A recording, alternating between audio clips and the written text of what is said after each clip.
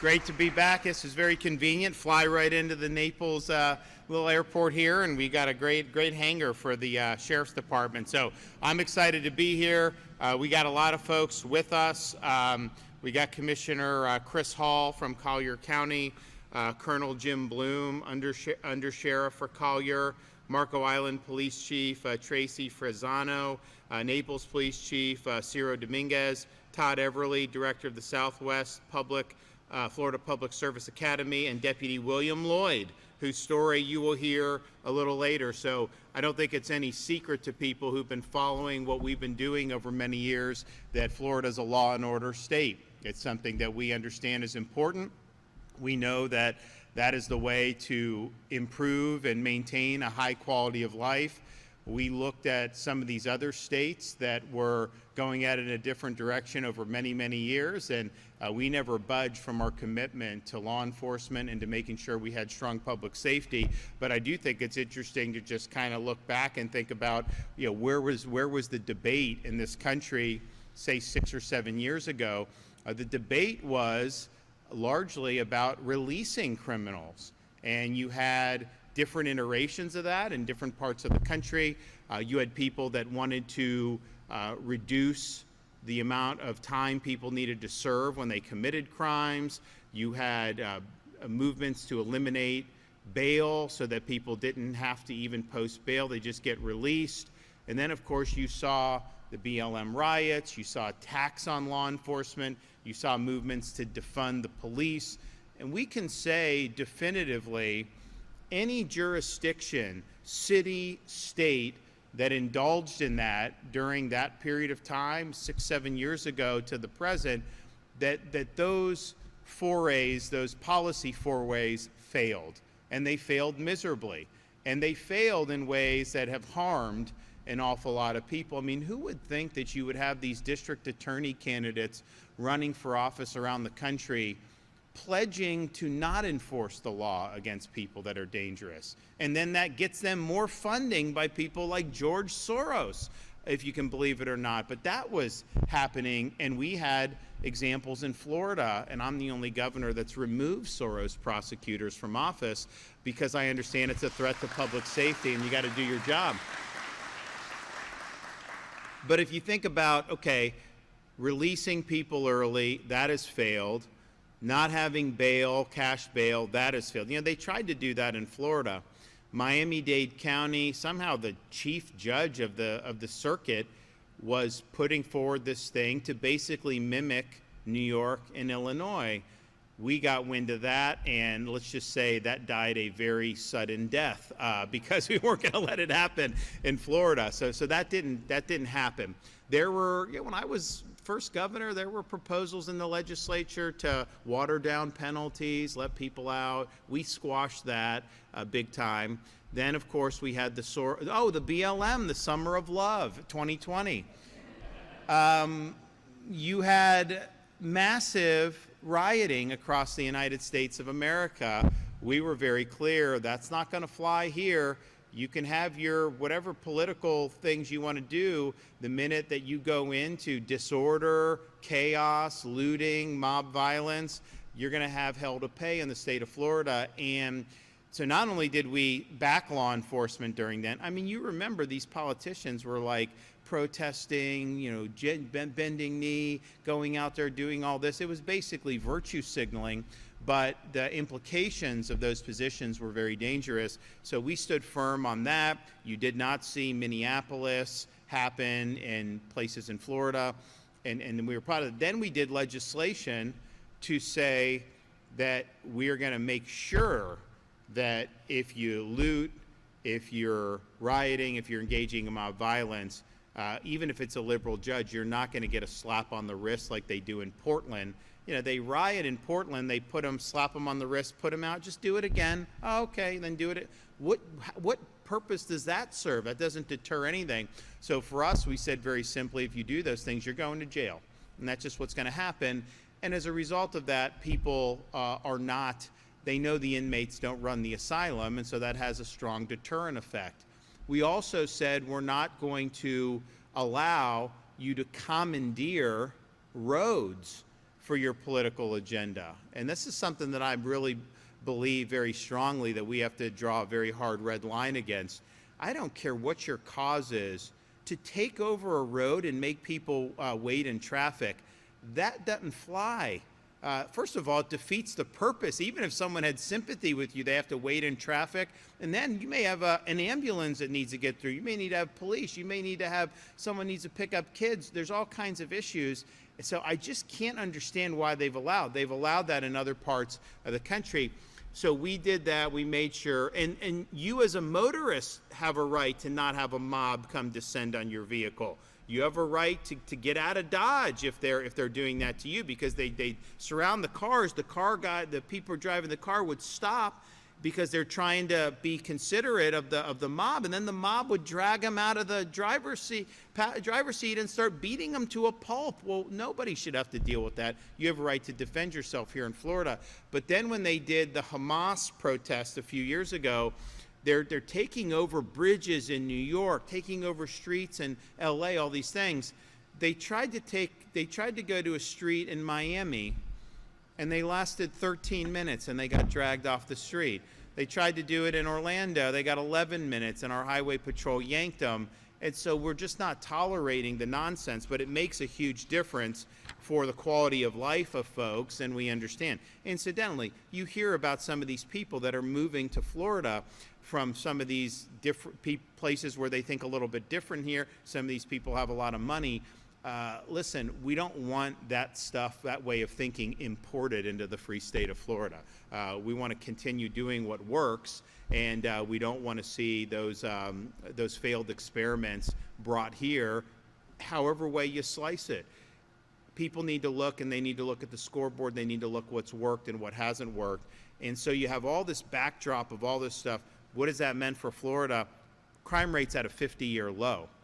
And it's not just the really bad criminals that we lock up.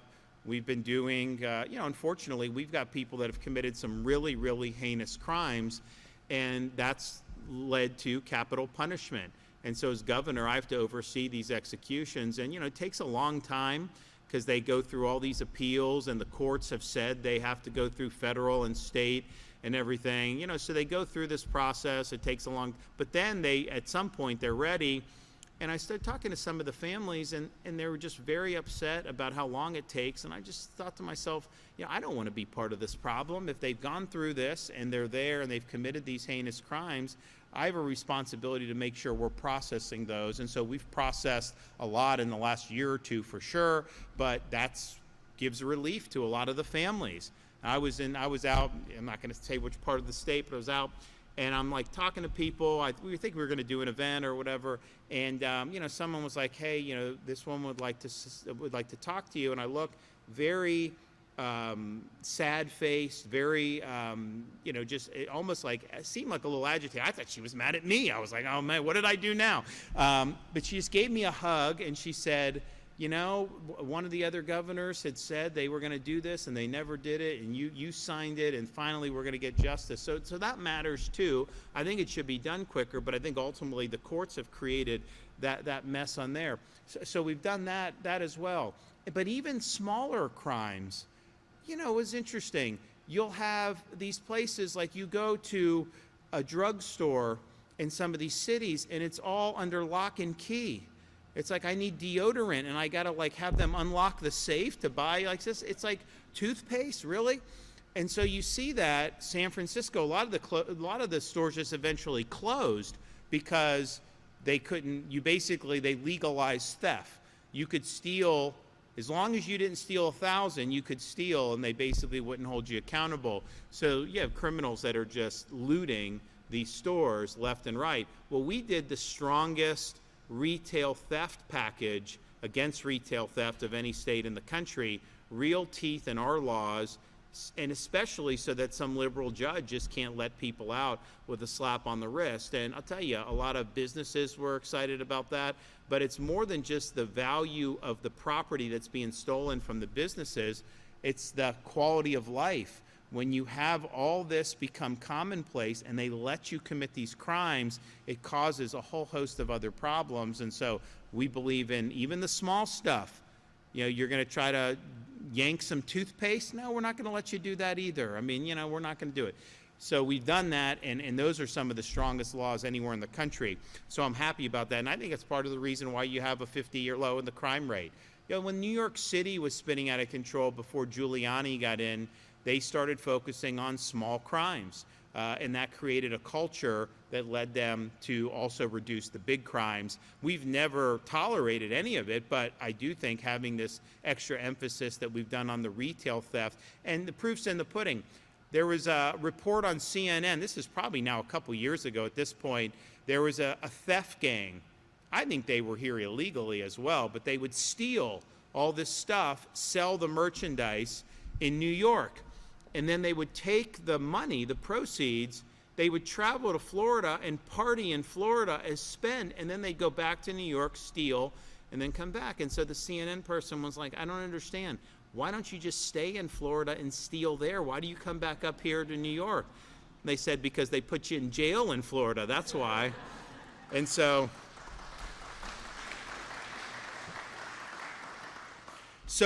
that is a lot of lead up to just say we've proofs in the pudding. We put our money where our mouth is.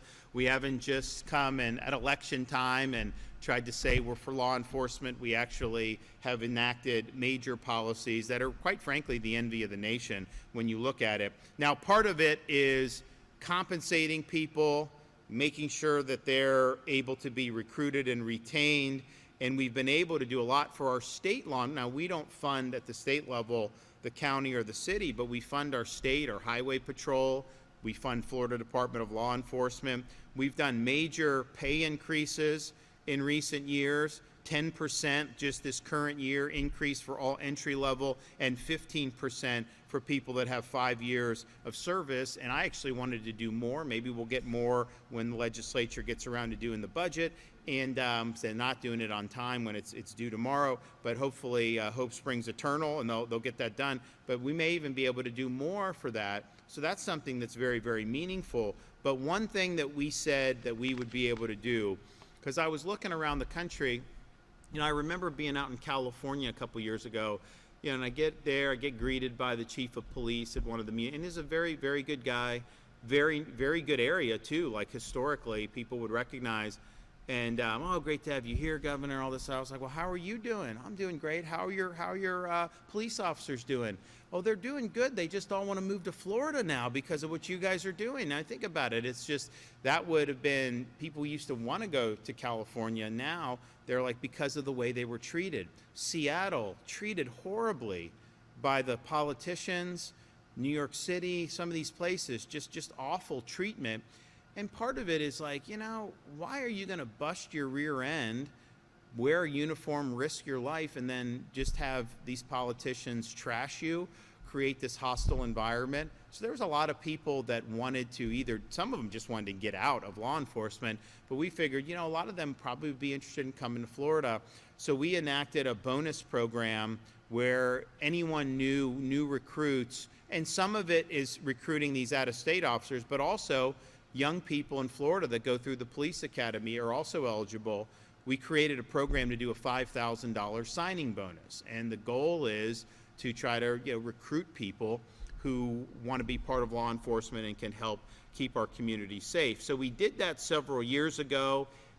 We've been highlighting different successes on that, but today was a really, really great milestone that we're able to announce. And so since we did this program a few years ago, we've now been able to award 10,000 of our signing bonuses to law enforcement throughout the state of Florida. That's a really, really big deal.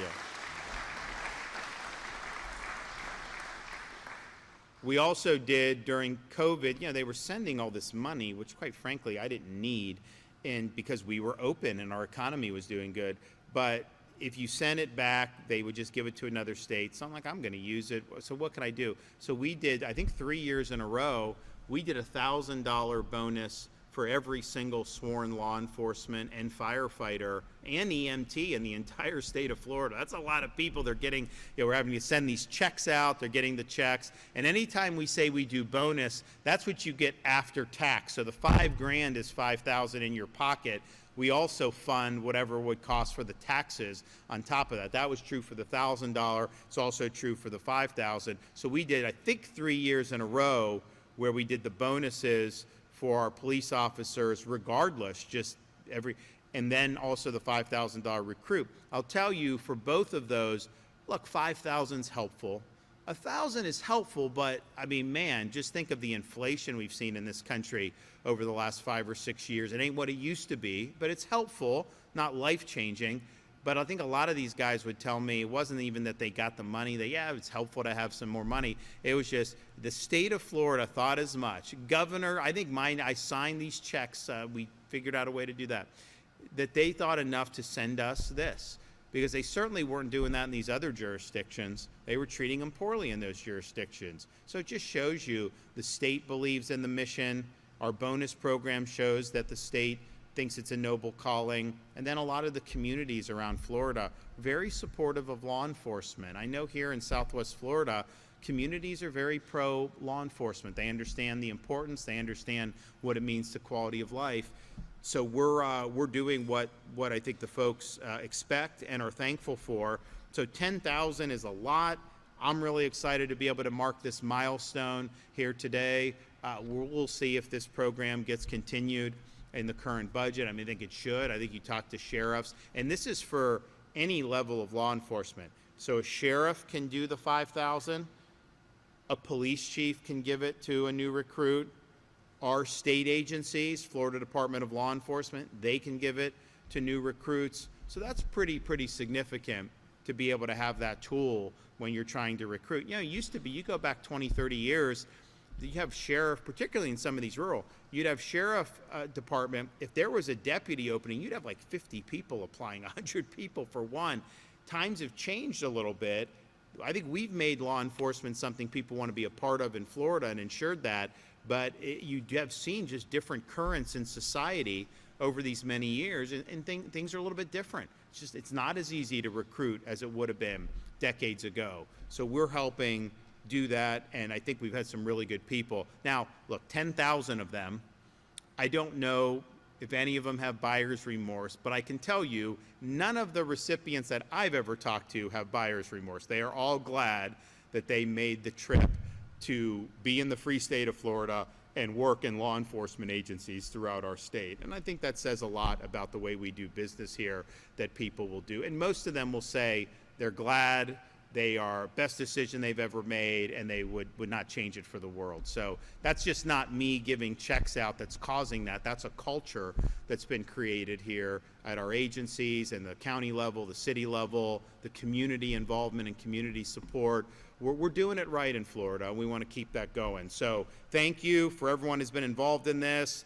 10,000 bonus checks is huge. That's a lot of money in terms of that. I think, like I said, because of the taxes that we pay, the total cost is not just 10,000 times 5,000, so it's more than that. So it's about $67 million that has been paid out. A good, decent chunk of that is us paying your taxes for you, so you get the $5,000 straight to your pocket. So good job, everybody. Thanks to folks in the legislature that have supported this over the years, and thanks to everybody that's been willing to do this. Okay, we're going to hear from a couple of folks.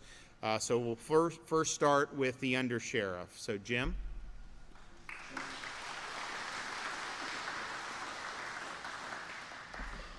Good afternoon, everybody. It's never easy to follow this guy. It's like the third time I had to do it, and he's always so well prepared and thorough. The good news is I can cut about half this out for you. So that's good. I knew you. Count on Bill. All joking aside, Governor, I want to tell you, I have several friends in leadership positions in several states. I'll go ahead and mention a couple: California, Illinois, New York, several others. And literally they joke with me saying, hey, can you tell the governor to slow down there? Because we are recruiting, we know that, and people want to come work in the state of Florida.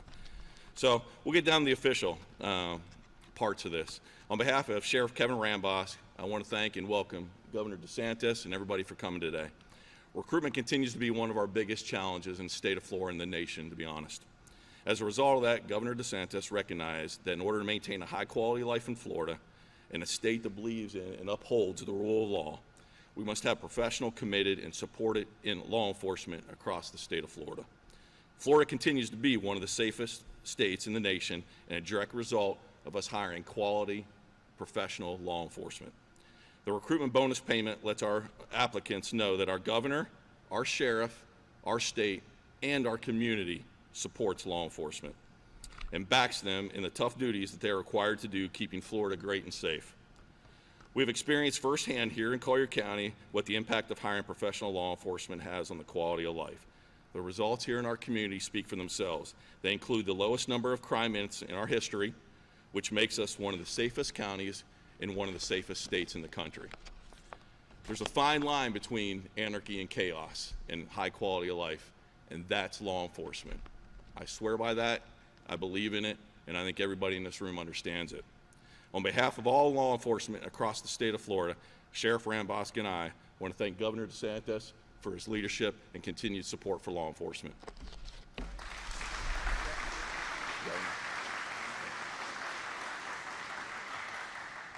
Don't be shy.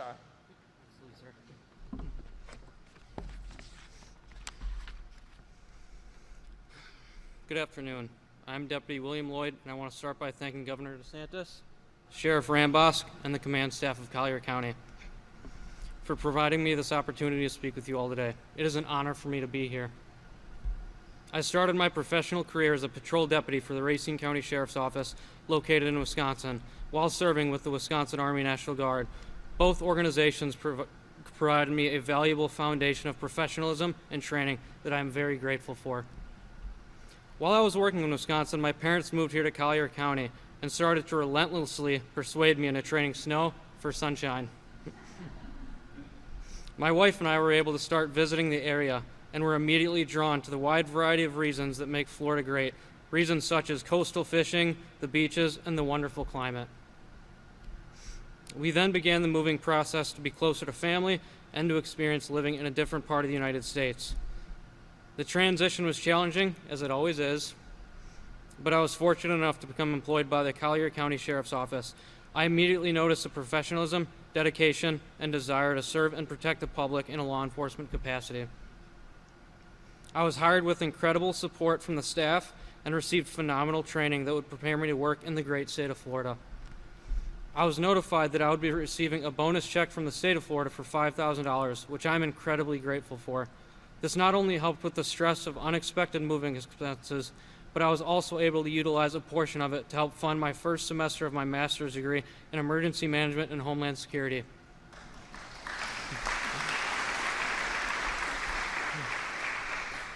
With this degree, I hope to gain skills that I can use to better serve the community during large-scale incidents. Again, I want to thank Governor DeSantis and Collier County for this tremendous opportunity and for providing a bonus that helps support my move to Florida and my professional growth through higher education. I appreciate you all for being here, and I look forward to serving Collier County and the great state of Florida for years to come. Thank you.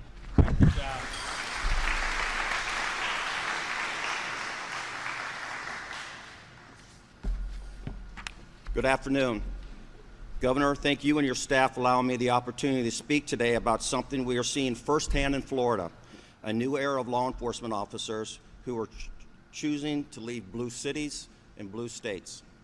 The Southwest Florida Public Service Academy is proud to be one of the largest public safety facilities in the state.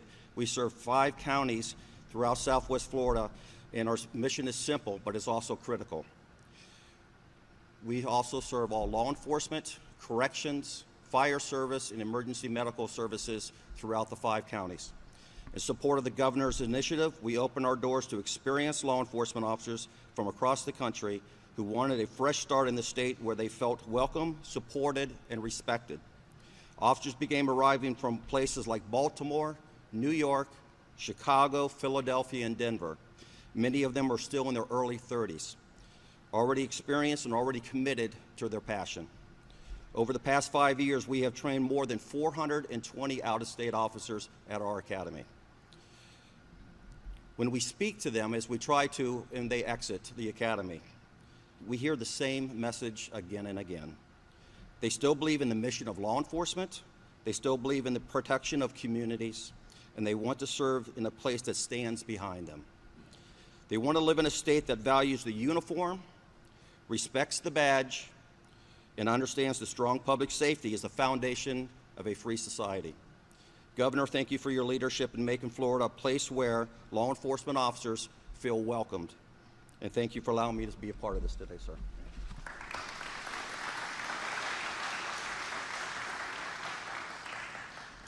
All right, so this is, I don't think there's anywhere else in the country that can match what we've done with respect to law and order and supporting the people in law enforcement. It pays dividends. We knew it would. And these things kind of go in cycles where there's a lot of attacks and then people realize they need it and then this and then that. In Florida, we've just been immune from that. We know it's important and we're not going to waver even if you have some type of media charade where they try to do things like they were doing during the BLM summer. We knew what we needed to do. We needed to back the folks wearing the uniform. And we're going to continue to do that. So thanks everybody for that. All right, do we got any questions back there? Governor, is there any indication from the Trump administration that they will fund the money they owe the state for alligator Alcatraz? Yeah, and I think this is obviously manufactured, and I know different people that are trying to do it. FEMA reimbursements always take, there's people who haven't been reimbursed from hurricanes from a couple years ago. So the notion that 60 days later, they still haven't gotten reimbursed, that's just not how that typically works. Now, I do think with the turnover and the leadership at DHS, I do think you're going to see that approach because it's not just Florida. Other people have talked about it around the country. But yes, the president went to that event that when we did the first facility and said that they were going to reimburse.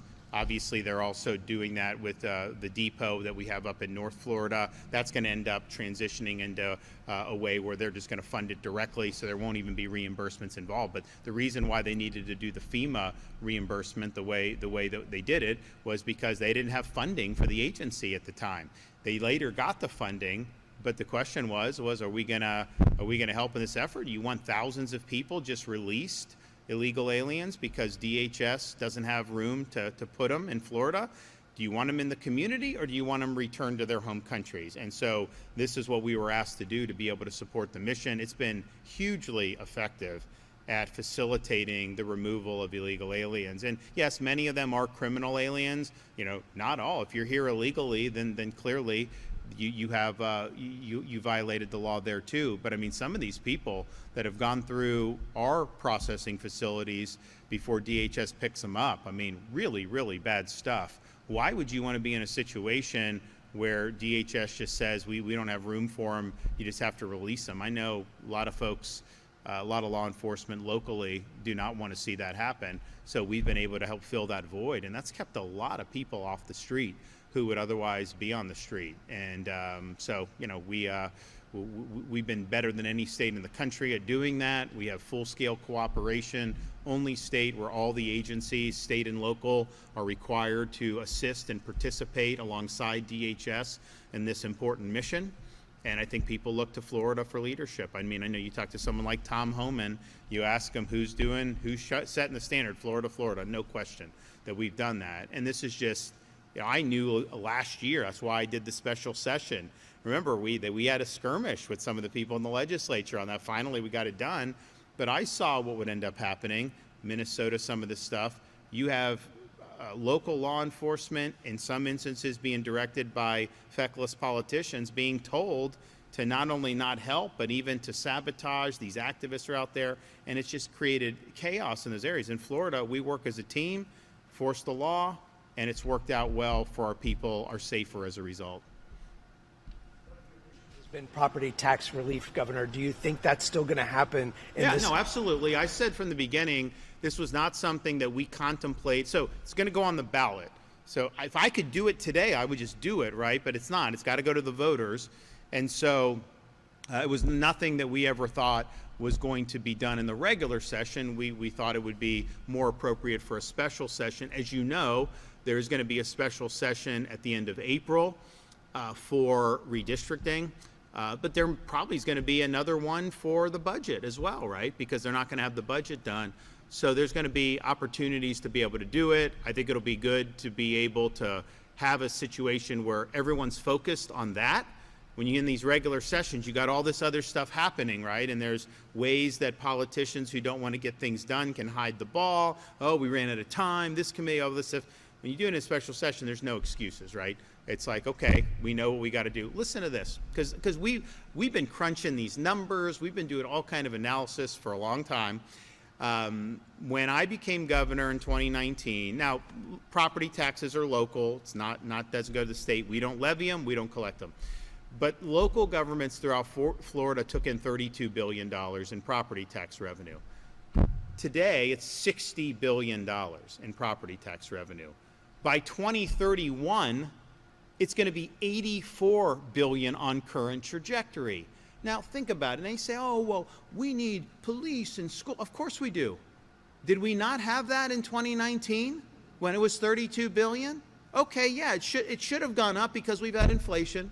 We've had population growth, even at a couple percent. That doesn't get you to 60 billion. You account for all of that. It's not even close to getting to 60 billion.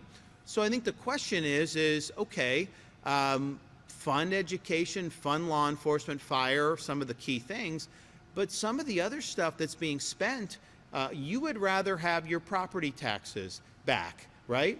I mean, think about it. We have an ability in Florida, so what happens is, we've got revenue from homestead properties, which is a minority of the revenue. Florida residents pay a significant minority. It's like 30% of the overall property tax revenue is Florida residents in their primary home. The rest are second homes, investment properties, Airbnb, and commercial properties. So if you just said no homestead, you're still much more than what we had in 2019, just on all the other properties. I mean, that's just a fact.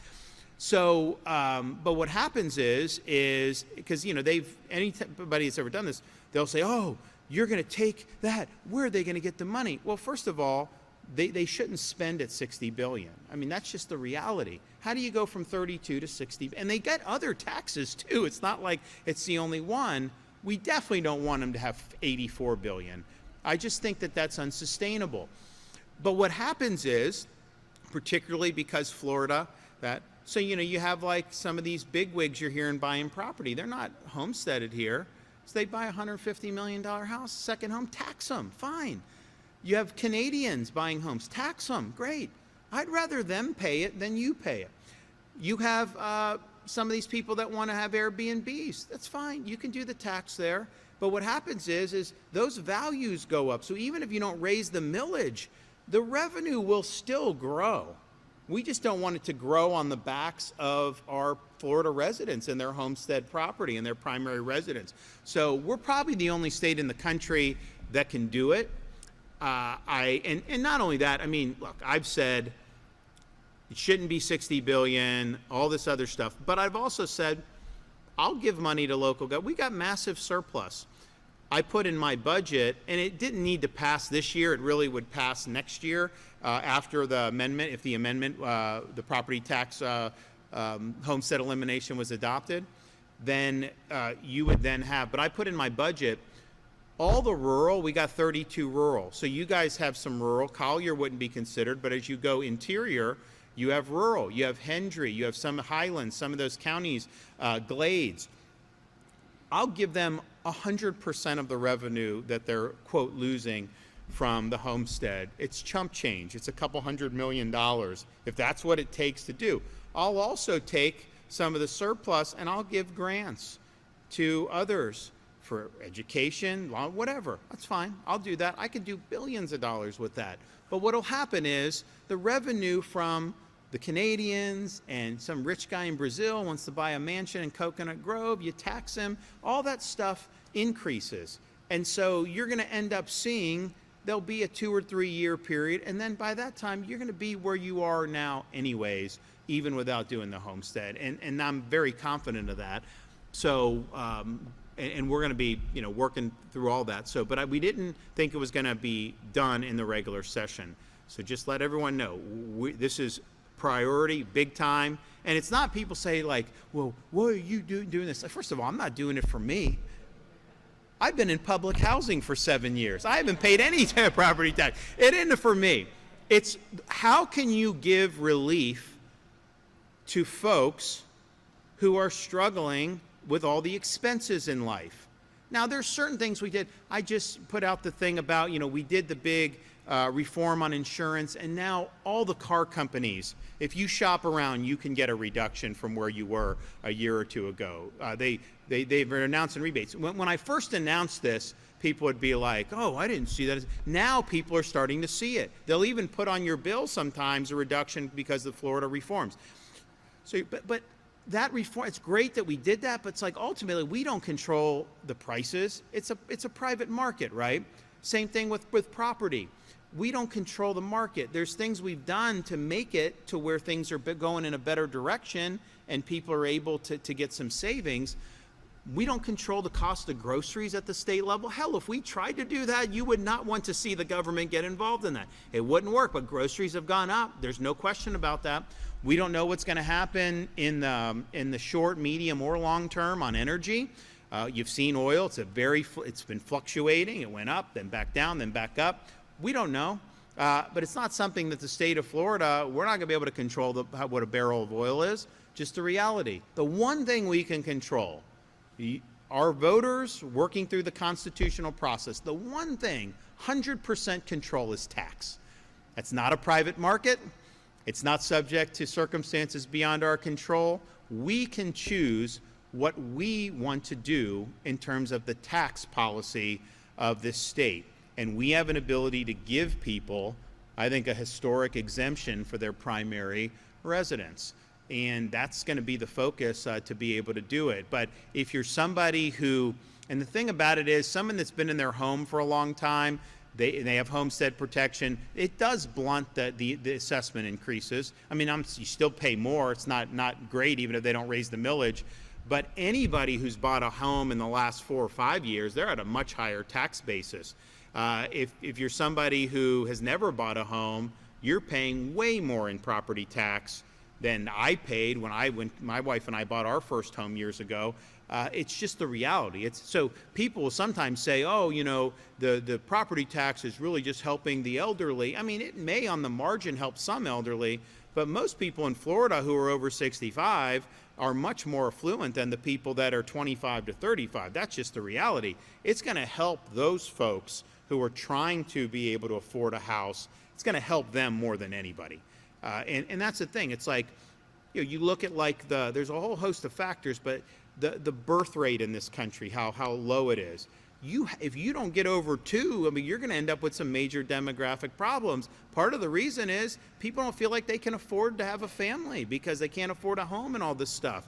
So we got to make that, but we can't control the price of a single family home. When you try to subsidize it, it ends up never working. I mean, you are seeing some of these prices come down. Certainly parts of Southwest Florida, you go north of here, you get into Lee and Charlotte, you've seen pretty significant price reductions. A lot of people think you're going to see more.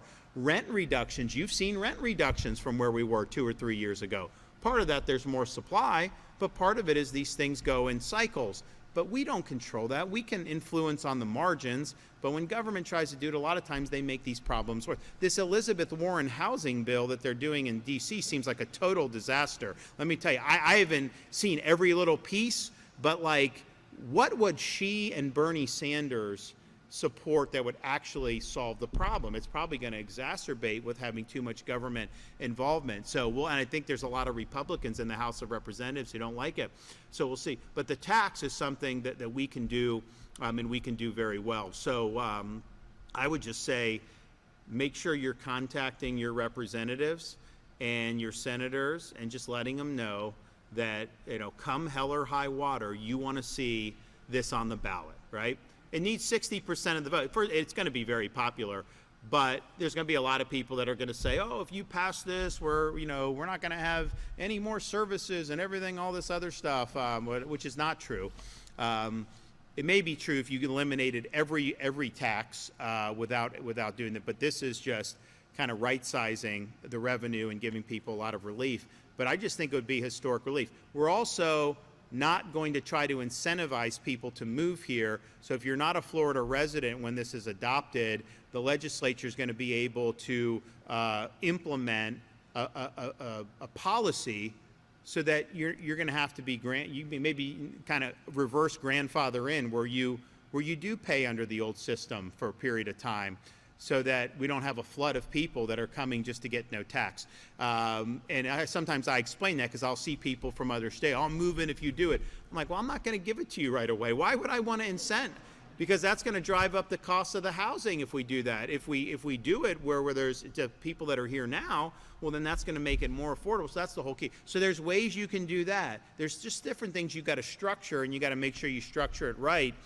But man, I mean, imagine, and the reality is this. I mean, this is not something that is partisan in nature, because this is hitting everybody: independents, Democrats, Republicans, all this other stuff. And the reason to do it is because it's the right thing to do. It's substantive. It'll be historic. But just from a political perspective, I tell some of these Republicans, you're going to have a hard time getting some of these people to come out to vote unless you give them a reason to vote for you. I think Republican voters, and we're so sick of the lesser of two evils nonsense. We're sick of politicians that haven't done the job. And, you've had some problems in Tallahassee with some of these guys. So, what is the reason to really go out and be gangbusters about voting? To me, the property tax will be the #1 thing that's going to want to get people to vote in a midterm election. And again, that's not the reason you do it. You do it because it's the right thing to do. But I'm telling you, if that isn't on, I think you're going to see a lot of people just stay home. I think they're going to be frustrated that there has been this talk and that they weren't willing to do it. But they are. I mean, 90% of the folks I talk to in the legislature want to do something big.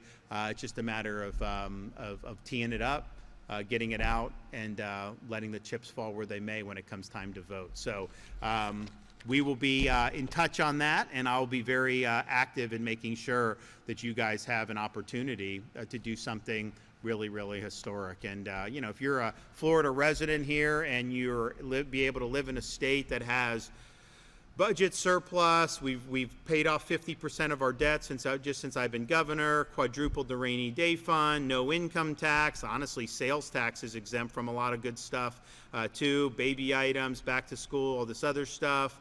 We eliminated business rent tax, and then you have your personal residence can be tax-free. You want to talk about the free state of Florida? No one will be able to match that. Thank you.